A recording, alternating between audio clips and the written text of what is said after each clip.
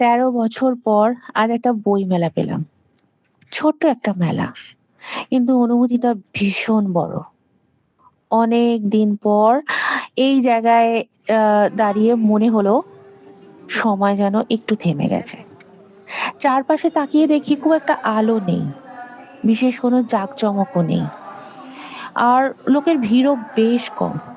তবু অদ্ভুতভাবে মনটা টেনে নিল। নতুন বইয়ের গন্ধ আজও একই রকম। পাতা উল্টানো সেই নরম শব্দ, কথার ভিড়ে হারিয়ে যাওয়া কিছু নীরবতা, আর কোথাও যেন আ স্মৃতির একটা ফিসফিসানি।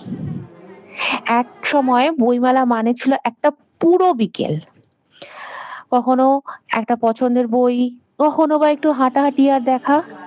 আজ অনেক কিছু বদলে গেছে। কারণ আমরা বড় হয়ে গেছি। দায়িত্ব বেড়েছে। স্বপ্নগুলো একটু চুপচাপ হয়ে গেছে। তবু বইয়ের সামনে দাঁড়ালে সবকিছু আবার সহজ লাগে। মনে হয় আমি এখনো আগের আমি। সেই ছোট্ট বইমেলাটা। আজ আমাকে আজ আ মানে সেটাই মনে করিয়ে দিল।